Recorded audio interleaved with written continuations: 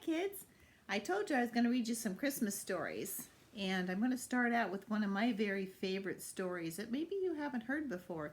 It's called The Biggest, Most Beautiful Christmas Tree. Have you heard this story before? Now, I used to be able to read upside down and backwards. But since I've got my glasses and everything, it's a little bit harder to do. So I'm going to have to hold the book like this, and I'm going to have to kind of read it along with you. So you can't see me so much, but I'm here, okay? And that's my Christmas tree over there. I thought you might like to see it. Okay, this story was written and the pictures were drawn by someone named Amye Rosenberg. I think she did a really good job writing this story and drawing the pictures. What do you think? Isn't that fun? Now this is a story about this tree out in the forest. And do you see up close? There's little windows in the tree. And we're going to find out who lives there. Okay, are you ready? Okay. Nestled deep in a thick forest, there was a great big fir tree. Animals made cozy homes in the sturdy trunk. Mr. and Mrs. Field Mouse lived downstairs. So they lived here. Okay. Old Gray Acorn the squirrel lived upstairs, so he lives in that window right there. And in between, right there, dwelt the Chipmunk family. Dad, Mom, little Nina, and Nutley. Life in the big fir tree was happy all year round, but when Christmas came, the tree animals always felt sad. And the chipmunk children were the saddest of all. Every year they baked special Christmas cookies, they hung up their stockings and waited for Santa to fill them with goodies. But Santa never came. Oh my goodness. How would you feel if Santa never came? Never brought your presents. Oh my. This year the children were sadder than ever, so Mom and Dad Chipmunk decided to give a Christmas party to cheer them up. They invited all the neighbors and their favorite aunt, Mim. There she is, coming in the door. What does she have in that sack, I wonder? Let's find out. Aunt Mim arrived with a big sack and a big smile, but the children were not cheerful.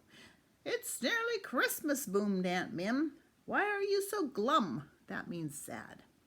Little Nina sadly explained. "Every year we bake cookies," she said. "We hang our stockings. We wait for Santa, but he never comes." "We think he doesn't like us," sniffed Nutley. "Nonsense," declared Aunt Mim, who was very wise.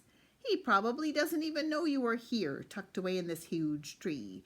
Why, from his sleigh up in the sky, your home looks just like another tree in the forest. I have an idea, and you all must help." The children's eyes sparkled with hope. Aunt Mim began to empty her sack. There were huge bolts of red ribbon, a big roll of gold foil, and balloons and berries and bells that jingled. "Now," said Aunt Mim, "let's go outside and turn this big old fir tree into the biggest, most beautiful Christmas tree in the world, so Santa can't miss it. Hurry! Tonight is Christmas Eve." They all scampered out onto the snowy branches, carrying the things from Aunt Mim's sack. Mom began to tie the bows on all the fir cones. The little chipmunk snipped the ends. See, there they are with the scissors, snipping off the ends. And Dad was up top, fashioning a big gold star out of foil for the top of the tree. Old Gray Acorn busily blew up balloons and tied them to the branches.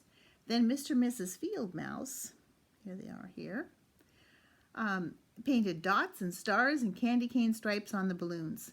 Little Nina and Nutley helped by painting a funny Santa on one red balloon. It made everyone giggle. That's pretty cool, isn't it? Aunt Mim ran strings of berries up and down and all around the tree. "Hurry," she urged, "it's getting late." Little Nina munched a few berries. Where is she? Oh, there she is, over the side. When Aunt Mim wasn't looking, she's munching on the berries. They strung them all together and put them on the tree. That looks pretty, doesn't it? It's looking really good. Whoa! Look at that. Isn't that pretty? When Dad's gold star was placed on top, the tree was finished. It glowed in the moonlight. All the animals of the forest came to admire it.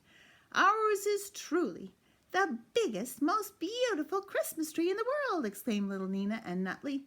"Santa will surely find you now," Aunt Mim said with a laugh. Everyone went to bed early that night. They were tired from their hard work. Old Gray Acorn fell asleep in his big easy chair. Mr. and Mrs. Field Mouse snuggled under their warm quilt. There they are, see that? Mom and Dad snoozed in their nightcaps, and Aunt Mim snored by the fire. The littlest chipmunks fell asleep without even touching their hot cocoa. They were so tired. The children awoke early to find the house filled with toys and gifts. Their stockings bulged with goodies. Look at that. There they are. Look at how much stuff is in there. Wow. "It worked!" shrieked the children, dancing up and down. "Santa has found us at last! Hooray! Hooray!" Their joyous squeals woke everyone up. The neighbors heard them and arrived with gifts of their own. "After all these years," declared Old Gray Acorn, "Christmas has come to this old tree." Dad brought out special Christmas cookies and tea, and the children shared the goodies with their friends. Everyone raised a cup and drank a toast to Christmas and to wise Aunt Mim, who just smiled her big smile. Didn't she have a good idea? Thanks to her, Santa would always find the animals' tiny homes in the biggest, most beautiful Christmas tree in the world. Isn't that fancy? The end.